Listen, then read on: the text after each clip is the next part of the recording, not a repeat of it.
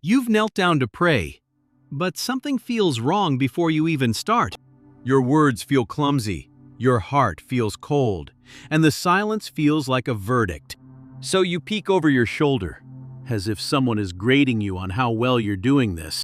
And instead of peace, you walk away carrying more weight than when you started. If that's you, I want you to stay, because that feeling is built on lies. 3 specific lies about prayer that are quietly stealing your peace every single day. And by the end of this, each one is going to shatter. And I mean that. We're starting with lie number 1 right now. Lie number 1. Prayer has to sound a certain way.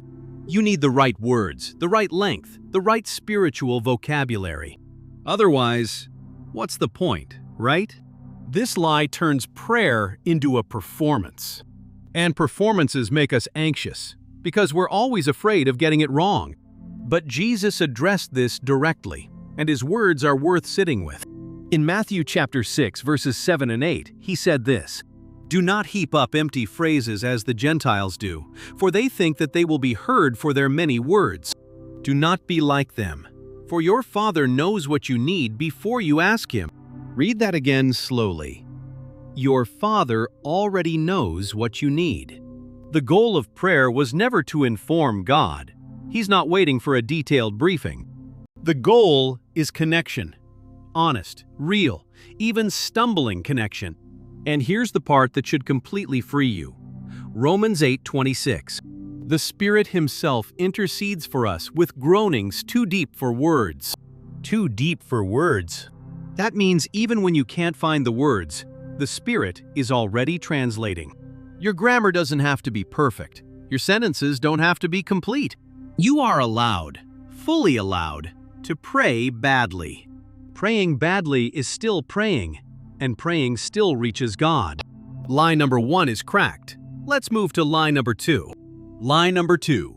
You have to feel something for it to count. You know this one. You pray, and it feels dry. No warmth, no tears, no goosebumps, no sense that anyone is listening. And the thought creeps in. This isn't working. Maybe I'm too far gone.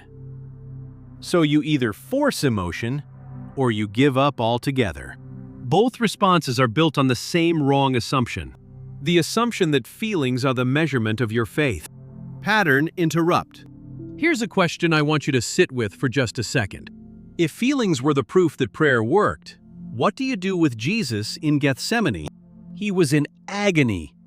He asked for the cup to pass. The feelings were overwhelming and dark.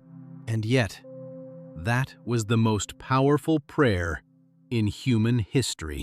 Feelings don't determine whether God hears you. Psalm 34:18 says something that should anchor you when prayer feels cold. The Lord is near to the brokenhearted and saves the crushed in spirit. Near to the brokenhearted, not far from them. Near. God doesn't back away when your heart is numb. He leans in closer. And there's a man in Mark chapter 9 who said something breathtakingly honest. His son was tormented by a spirit. Jesus spoke of belief, and the Father answered with breathtaking honesty. I believe. Help my unbelief. Half faith, cracked faith, honest, trembling, barely holding together faith. And Jesus healed his son anyway. Dry prayers still reach God. Doubting prayers still reach God. Broken prayers still reach God.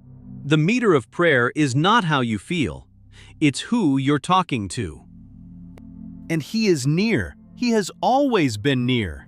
Lie number 2 is shattered. Now, before we get to lie number 3, I need to ask you something. If any of this is hitting you, would you drop a comment that just says, I needed this? Because someone else needs to see that comment and know they're not alone. And if this channel is helping you, a subscribe means more videos like this find people who need them. Okay, lie number 3. This one is the heaviest, and I saved it for last on purpose. Lie number 3. God's silence means he's ignoring you, or that you failed. You've prayed, maybe for weeks, maybe for years. and the silence on the other side feels like a door that never opens. And the enemy doesn't waste that silence. He fills it with, "You're not worthy enough. You didn't pray right. God has moved on." And guilt wraps around you like a chain, heavier than the silence itself. But I want to take you to one of the most important stories in the entire Bible. John chapter 11. Lazarus is sick. His sisters send word to Jesus, "Lord, he whom you love is ill." And then John records something that should stop us cold. Verse 5 and 6. Now Jesus loved Martha and her sister and Lazarus. So when he heard that Lazarus was ill, he stayed 2 days longer in the place where he was. Did you catch that? Because he loved them, he waited. The delay was not distance. The silence was not absence. The silence was the setup for something greater than they could have asked for. And when Jesus finally arrived, John 11:35, the shortest verse in the Bible, Jesus wept. He wept. He wasn't absent. He wasn't indifferent. He was moved, deeply moved. God's silence is not God's absence. And the Apostle Paul learned this in one of the most painful ways possible. In 2 Corinthians 12, verses 8 and 9, Paul writes about a thorn in the flesh. 3 times I pleaded with the Lord about this, that it should leave me. 3 times. The same prayer. The same silence. And God's answer came. But it wasn't the answer Paul wanted. But he said to me, "My grace is sufficient for you, for my power is made perfect in weakness." God's no to Paul was a greater yes. A yes to something Paul couldn't see yet. The silence wasn't rejection, it was redirection. And here is what I need you to hear, really hear, right now. When you don't hear an answer, you are not being ignored. You are not being punished. You have not failed some spiritual test. You are being held by a God who sees further than the silence does. Lie number 3, the heaviest one, is broken. Now let's go back to where we started. Philippians 4, verses 6 and 7. Do not be anxious about anything, but in everything, by prayer and supplication with thanksgiving, let your requests be made known to God. And the peace of God, which surpasses all understanding, will guard your hearts and your minds in Christ Jesus. Guard, not just comfort, guard, like a sentinel stationed at the door of your heart. That peace was never on the other side of perfect prayer.